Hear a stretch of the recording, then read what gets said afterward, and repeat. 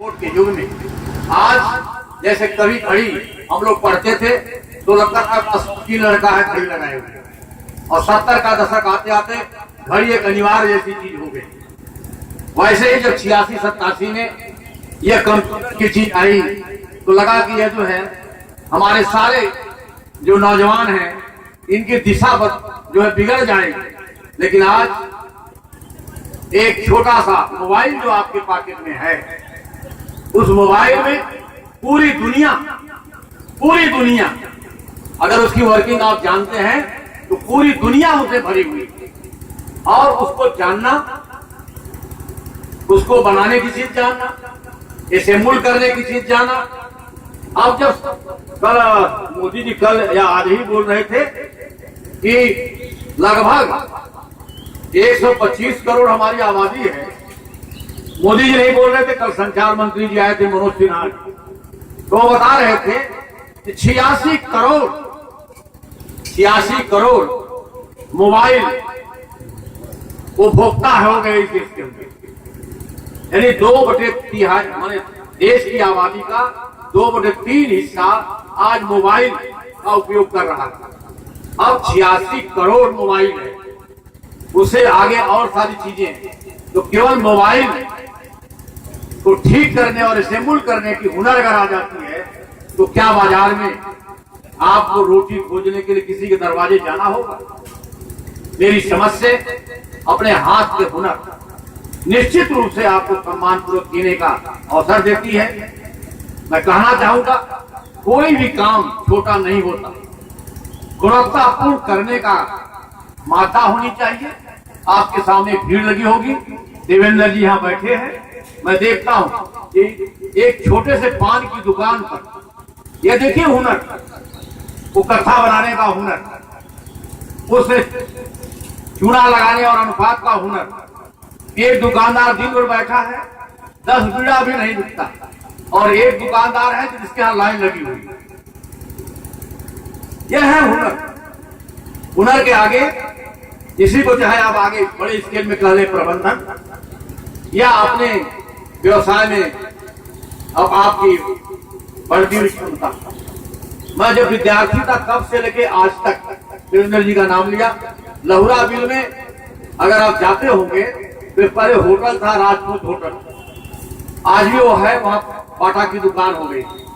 मैं जब 61 में पढ़ने आया तब से लेके आज तक देखता हूं कि वहां एक छोटी सी मोची की दुकान है, और वहां बड़े से बड़ा शहर का आदमी और अधिकारी अपनी गाड़ी रोकता है और उसके सामने खड़ा होता है, लाइन लगाता है, और लाइन आने पर ही उसका शू पॉलिश होता है, तब तक उसे वेट करना पड़ता है। ना उसे पैसे की कमी है, क्यों ऐसा उसके यहाँ भीड़ लगी हुई है?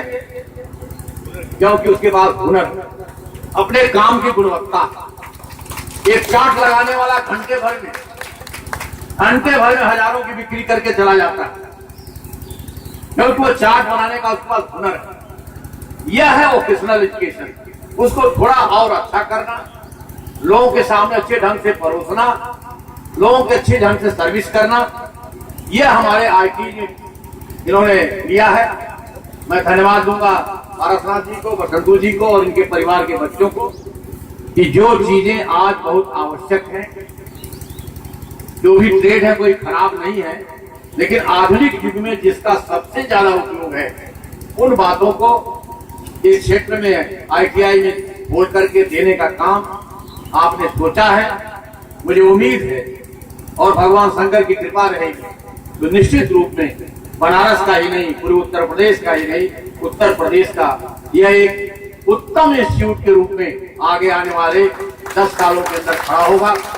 हम सभी गर्व के साथ कह सकते हैं, और हमसे भी सिफारिश होगी कि भाई बसंतु जी आपके साथ के पढ़े हुए हैं, आपके साथ के अध्यापक रहे हैं, इनके स्कूल में हमारा एडमिशन करा दिया।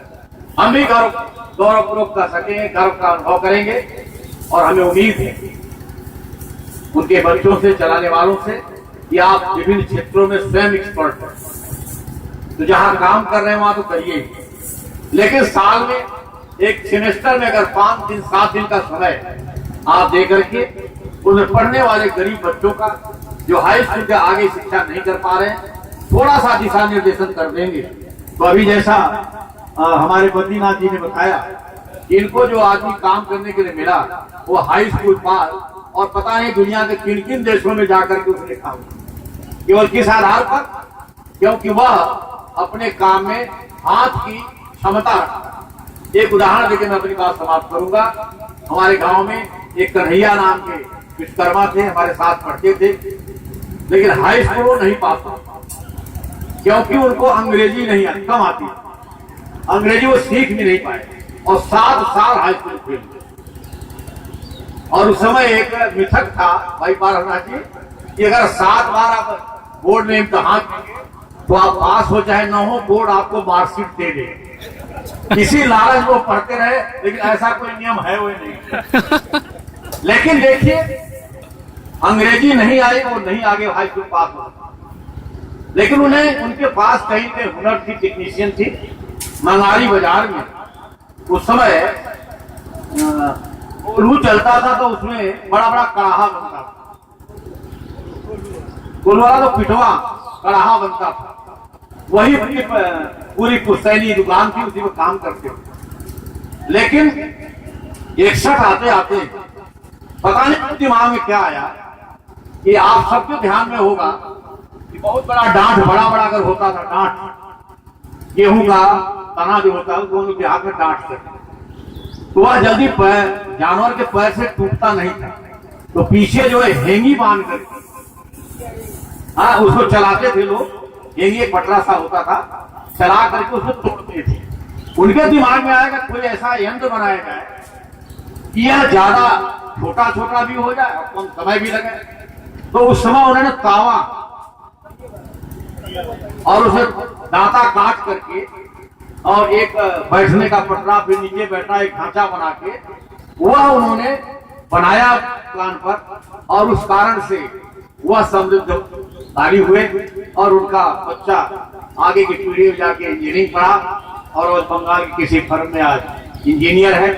तो मैं ये कहना चाहता हूँ कि हमारे जो देहात के लोग हैं, जो साधन के अभाव के कारण, समझ के अभाव के कारण, ठीक दिशा का गाइडेंस न होने के कारण अपना उपयोग नहीं कर पाते हैं, इन सारे का उपयोग करने की ताकत इस ITI में है, जो हाई स्कूल की योग्यता के बाद आपका एजुकेशन देती है। अगर आप अच्छा करते हैं, आगे पढ़ना चाहते हैं, तो मैं खुद जानता हूं कि +2 के लेवल पर आपके कानपुर में से बच्चों को स्कॉलरशिप के साथ उनको एडमिशन होता है, डिप्लोमा भी मिलता है। डिप्लोमा में अगर आपने अच्छा किया तो आप फिर 3 वर्षीय इंजीनियरिंग कोर्स से प्रवेश कर सकते हैं। यह बहुत बड़ा एक अवसर होता है, देखने में लगता है कि आप क्या कर आज बढ़ते, लेकिन अगर आपकी क्षमता, बौद्धिक क्षमता उस क्षेत्र में काम कर गई तो आप निश्चित रूप से देश के लिए बहुत उपयोगी होंगे। इन्हीं शब्दों के साथ बहुत कुछ न कहते हुए, फिर कभी मौका मिलेगा जब छात्र एडमिट हो जाएंगे, उनका कहीं उत्साहवर्धन करना होगा, तो मैं निश्चित रूप से भाई बसंतपुर जी से आग्रह करूंगा कि मैं आके उन्हें कुछ बताऊंगा, क्योंकि हम लोग गांव देहात के आदमी, मैं कहूं तो हंसेंगे बद्रीनाथ जी। मैं गांव से पढ़ के आया, इंटरमीडिएट पास था और मुझे पता ही नहीं चला मेरे गार्जियन को कि IT PHU में प्रवेश लेना उचित है कि PSC UP कॉलेज में लेना उचित है।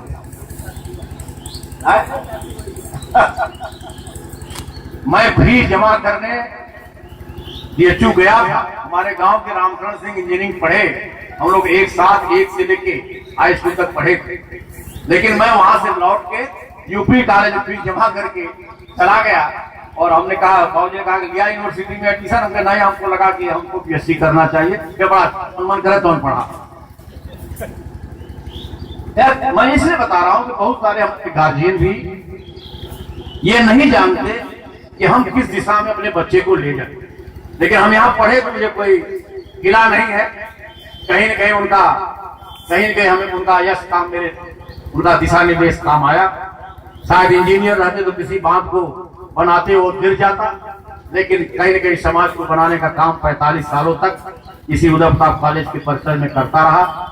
लाखों हमारे छात्र निकले हुए हैं और हम सब भी समाज सेवा में लगे हुए हैं। तो दिशा तो बदली, लेकिन कहीं न कहीं उसका उपयोग हुआ। इसलिए उनकी आत्मा को भी मैं आज श्रद्धा सुमन अर्पित करता हूँ। और गार्जियन यहाँ बैठे हुए हैं, आप अपने बच्चे को किसी से भी पहनावे के आधार पर, भाषा के बोलचाल के आधार पर उसकी क्षमता को कम आकलन मत करिए। उसके अंदर अनेक प्रकार के क्षेत्रों में अलग अलग अनेक प्रकार की क्षमता। आज हमारे गांव का एक लड़का बहुत आक्षेपों के बाद भी इसी बनारस का था, बंबई में जाकर अपनी स्किल को बढ़ाया और आज ओलंपिक में कुश्ती में जाकर खड़ा हो रहा है। पता नहीं किस क्षेत्र में किसकी योग्यता है, उसको पहचानना गार्जियन और समाज का काम है। आप जैसे बैठे हुए लोगों का काम है उन बच्चों को हम आगे बढ़ाने का काम करें। उसका एक मुख्य साधन यह विद्यालय बने, यह ITI के हुनर उन्हें मिले, वह आगे बढ़े, देश की सेवा करें, आपका विद्यालय उत्तरोत्तर वृद्धि करे, मनीष जैसे आपके परिवार के बच्चे और ज्यादा ज्ञानवान हो, जिससे हम सबको और लाभ मिल सके। इन्हीं शब्दों के साथ आप सबके प्रति आभार व्यक्त करते हुए भाई बसंतु सिंह जी हमारे साथी हैं, फिर भी इस अवसर पर यहाँ बुलाने के लिए धन्यवाद देते हुए आप सभी लोगों के को प्रणाम करते हुए अपनी बात समाप्त करता हूँ। जय हिंद, जय भारत। साथियों, आपने देखा विधायक जी जैसे यूपी कॉलेज में अपने